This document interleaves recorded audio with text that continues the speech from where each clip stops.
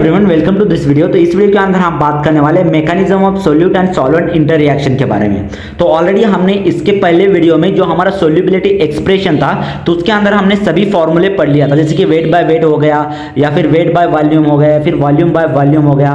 Okay, तो ये भी सभी परसेंटेज के फॉर्मूले ऑलरेडी हमने पढ़ लिया है। अब यहाँ पे हम नेक्स्ट पार्ट देखने जा रहे हैं जो कि हमारा सोल्यूट एंड सॉल्वेंट इंटररिएक्शन है। तो हमने सोल्यूबिलिटी जो हमारा टॉपिक था बी फार्मेसी सेकंड सेमेस्टर में फर्स्ट यूनिट यहां पर हमने स्टार्ट कर दिया है। ठीक है, तो यहां पर आप इसके डेफिनेशन देख सकते हो, सिंपल डेफिनेशन है, आपको इसके अंदर नोट्स भी मिल जाएंगे।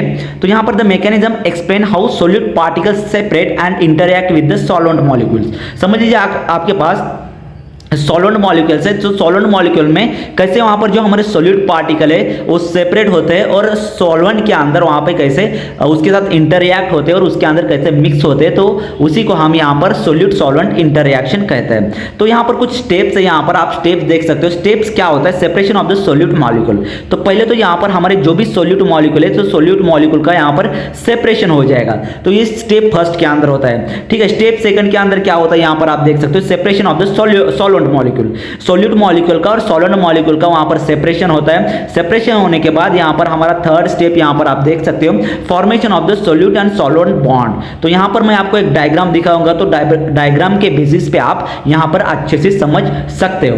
ठीक है, तो यहां पर सोल्यूट सॉल्वेंट मॉलिक्यूल जो है सेपरेट होने के बाद यहां पर दोनों के बीच में एक बॉन्ड बन जाएगा स्टेप थर्ड के अंदर, उसी के हम यहां पर सोल्यूट सॉल्वेंट इंटररिएक्शन कहते हैं। ठीक है, तो यहां पर आप देख सकते हो types of the solute solvent interaction in mechanism.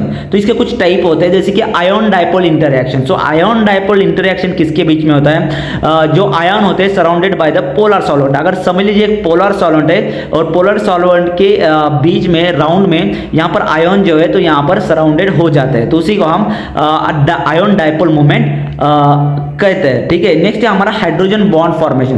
तो आपको पता होगा जैसे कि ये हाइड्रोजन हो गया तो इसके अंदर कुछ बॉन्ड फॉर्मेशन होते हैं, उसी को हम हाइड्रोजन बॉन्ड फॉर्मेशन कहते हैं। थर्ड है हमारे पास डाइपोल डाइपोल इंटरैक्शन। जो डाइपोल डाइपोल इंटरैक्शन होता है फ्रेंड्स, वो किसके बीच में होता है? Polar solute and polar solvent के बीच में होता है। जैसे कि एग्जांपल एसीटोन इन वाटर। अगर आप वाटर के अंदर एसीटोन यहां पर मिक्स करोगे तो वहां पर वो मिक्स नहीं होता। ठीक है, ज्यादातर मिक्स नहीं होता, उसी को हम डाइपोल डाइपोल इंटरैक्शन कहते हैं। आप देख सकते हैं यहाँ पर फोर जो हमारे पास वो वेंडर वॉल्स फोर्सेस है। तो वेंडर वॉल्स फोर्सेस का मतलब क्या है? Weak interaction in the non polar system. जो हमारा नॉन पोलर सिस्टम होता है उसके अंदर अगर कोई वीक इंटरैक्शन होता है तो उसी को हम वेंडर वॉल्स फोर्स कहते हैं। ठीक है, इसका एग्जाम्पल यहाँ पर देख सकते हो, oil in non polar solvent. जो हमारा ऑयल है अगर उसको हम नॉन पोलर सॉल्वेंट के अंदर मिक्स करेंगे उसी को हम वेंडर वॉल्स फोर्स कहते हैं। ठीक है, तो यह हमारा था सोल्यूट सॉल्वेंट इंटरैक्शन। तो अब यहां पर सिंपल सी बात है, सिंपल यहां पर आप तक आपको समझ में आ गया होगा। मेरे पास और एक फ्लो चार्ट है, तो फ्लो चार्ट के जरिए आप अच्छे से यहां पर आप उसको समझ सकते हो, जो कि हमारा फ्लो चार्ट सोल्यूट सॉल्वेंट इंटररिएक्शन का मैकेनिज्म है। तो यहां पर आप देख सकते हैं सॉलिड या फिर लिक्विड कोई भी सॉल्यूट या सॉल्वेंट होगा तो उसका ब्रेकडाउन होगा।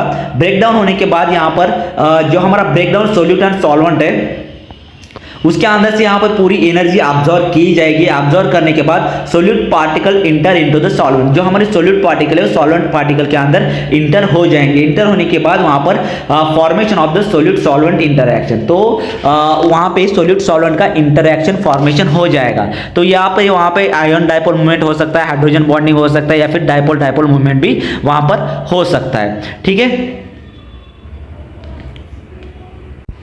तो ऑलरेडी मैंने बताया कि यहाँ पर एक डायग्राम है, तो डायग्राम के बेसिस पे यहाँ पर मैं आपको समझा देता हूँ। ठीक है, तो यहाँ पर डायग्राम के अंदर देख सकते हो आप, जो हमारे सोल्यूट पार्टिकल है फर्स्ट यहाँ पर वो ग्रुप में प्रेजेंट है। ठीक है, फिर यहाँ पर एक्सपांड हुए जो सेपरेट हो गए सोल्यूट सॉल्वेंट मॉलिक्यूल यहाँ पर आप देख सकते हो। फिर उसको मिक्स करने के बाद यहाँ पर हमारे पास टोटल उसका एक सॉल्यूशन फॉर्मेशन हो जाएगा, उसी को हम सोल्यूट सॉल्वेंट इंटररिएक्शन कहते हैं। ठीक है फ्रेंड्स, अब यहां पर हमारे पास आता है रोल्स लॉ।